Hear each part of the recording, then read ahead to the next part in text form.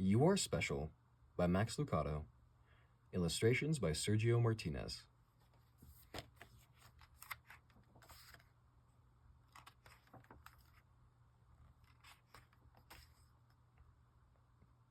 The Wemmicks were small wooden people. All of the wooden people were carved by a woodworker named Eli. His workshop sat on a hill overlooking their village. Each Wemmick was different. Some had big noses, others had large eyes. Some were tall and others were short. Some wore hats, others wore coats, but all were made by the same carver and all lived in the village. And all day, every day, the Wemmicks did the same thing. They gave each other stickers. Each Wemmick had a box of golden star stickers and a box of gray dot stickers. Up and down the streets all over the city, people spent their days sticking stars or dots on one another. The pretty ones, those with smooth wood and fine paint, always got stars. But if the wood was rough or the paint chipped, the Wemmicks gave dots. The talented ones got stars too. Some could lift big sticks high above their heads or jump over tall boxes. Still others knew big words or could sing pretty songs. Everyone gave them stars. Some Wemmicks had stars all over them. Every time they got a star, it made them feel so good, it made them want to do something else and get another star. Others, though, could do little. They got dots. Punchinello was one of these. He tried to jump high like the others, but he always fell. And when he fell, the others would gather around and give him dots. Sometimes when he fell, his wood got scratched, so the people would give him more dots. Then when he would try to explain why he fell, he would say something silly, and the Wemmicks would give him more dots. After a while, he had so many dots that he didn't want to go outside. He was afraid that he would do something dumb, such as forget his hat or step in the water, and then people would give him another dot. In fact, he had so many gray dots that some people would come up and give him some for no reason at all.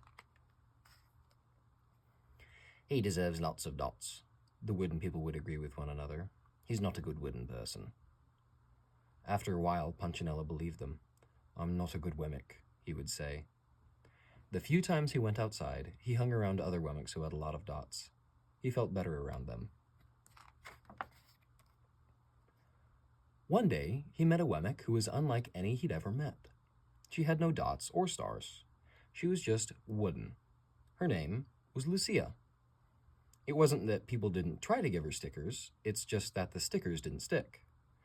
Some of the Wemmicks admired Lucia for having no dots, so they would run up and give her a star, but it would fall off.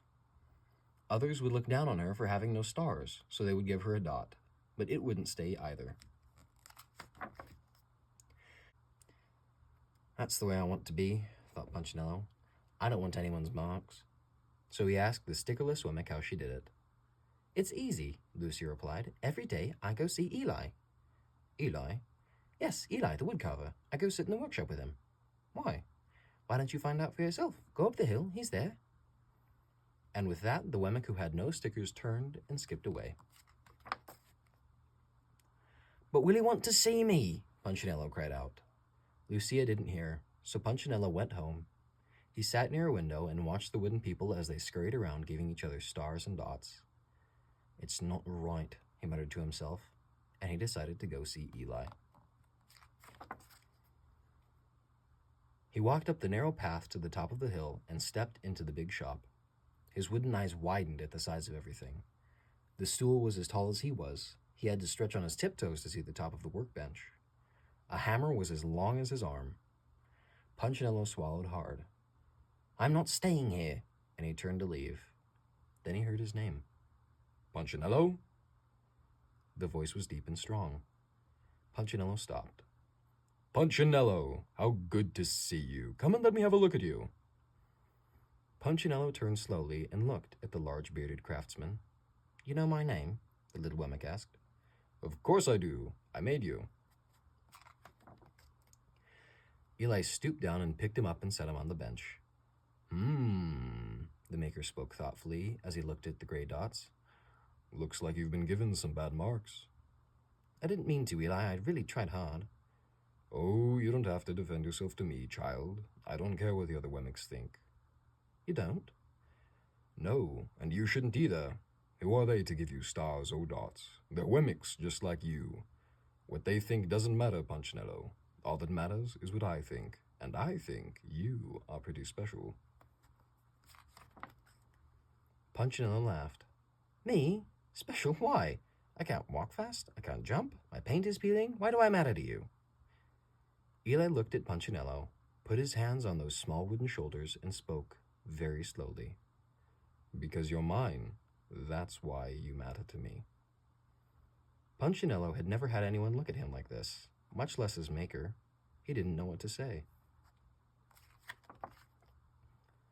Every day I've been hoping you'd come, Eli explained. I came because I met someone who had no moss, said Punchinello. I know. She told me about you. Why don't the stickers stay on her? The maker spoke softly.